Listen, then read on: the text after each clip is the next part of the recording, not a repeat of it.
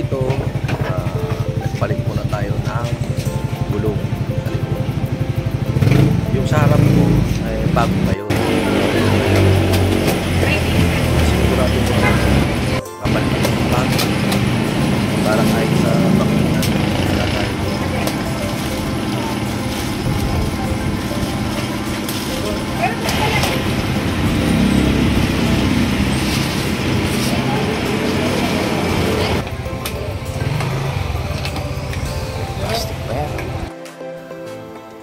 Kita nyo naman, doon sa rear tire ko is talagang pudpud siya.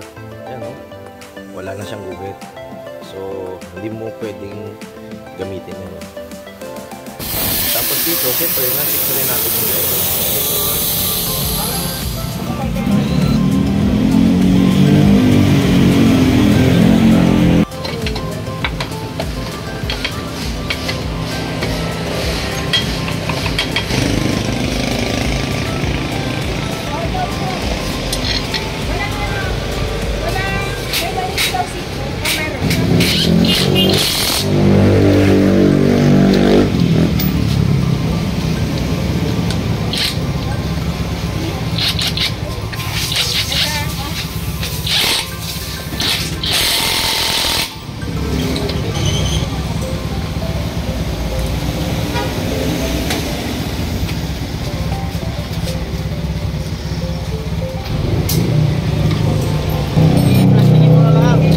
May higpit pa naman eh, no?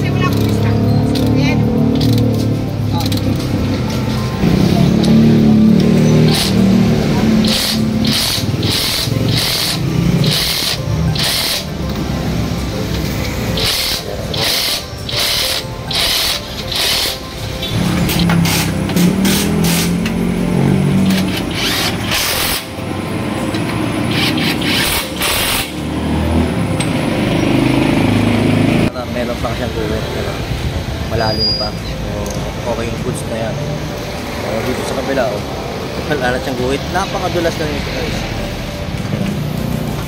Kaya kailangan mo nito kapalitan. Okay.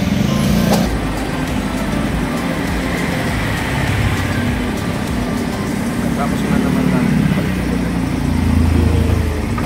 panggilid naman ng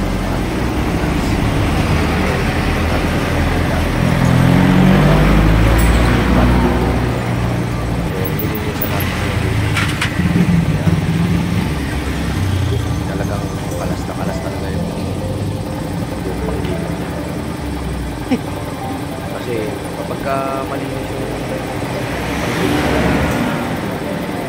magandang takbuhan, wala kang mararamdaman na vibrating, tapos pinang-pinang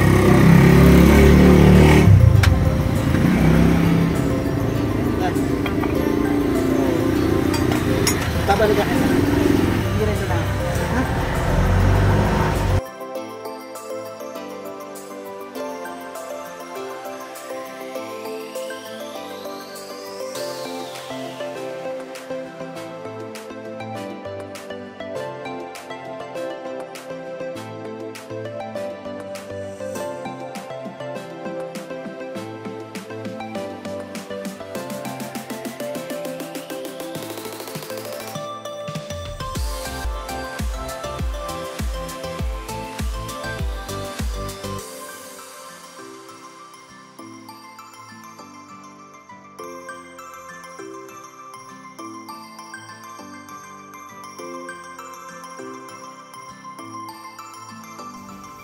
At sa pagkakataon nito, nakita ko yung bola niya.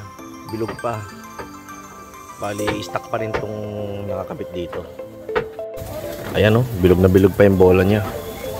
So, hindi pa natin ito papalitan. Bali, ang pinalitan nga lang pala natin doon, guys, ay yung slide piece.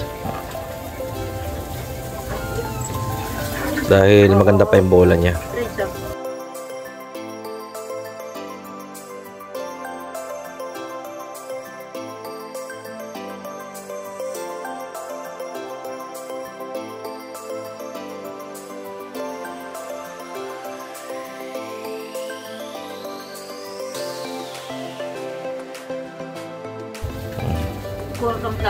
After nga palang malinisan, ayan, nilalagyan na natin to ng grease. Ito. Item grease nga palang ginagamit natin dito. Ayaw mo.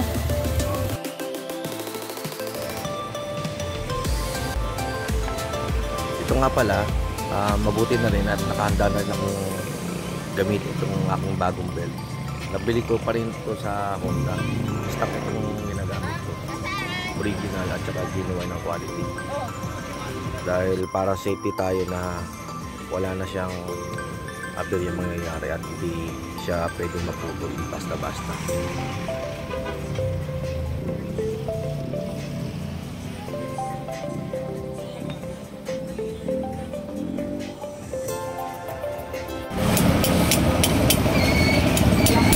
Bilanda ko naman, kinabit ko na rin pala yung prenong bago doon sa front wheel. So para sa biglaan na may umintong sasakyan sa harap, safe tayo na hindi basta-basta ang V-slide. Kaya pag magra-rides tayo, laging i-check natin kung ano yung mga pangangailangan ng ating motor para lagi tayong safe.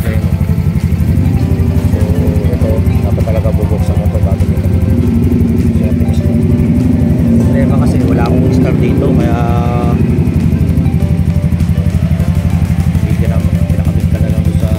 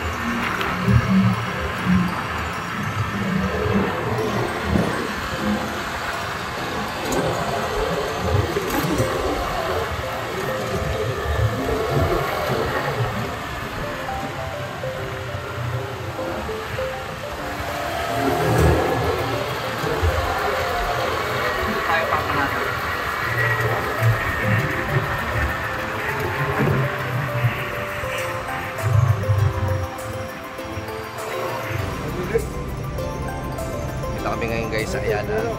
Ito nga pala si Boss Bulls. Shout out sa mga ano, Sa mga nanonood. Okay. Ay! Si Alden nga pala, kaibigan natin. Nandito kami ngayon sa Ayala guys. Shoutout nga pala kay paring Russell. Nandito kami ngayon sa Silang Cavite guys. Ang tagal din namin halos din nagkita ngayon. Siguro mga past 9 years. So ito, napakalaki ng asyenda niya guys. Bukid lang, bukid. Para magkaroon naman tayo ng peace of mind. Kasi ang dami niyang alagang manok dito, tsaka pato. Kaya kung gusto niyo bumili ng panabong, lapit lang kayo.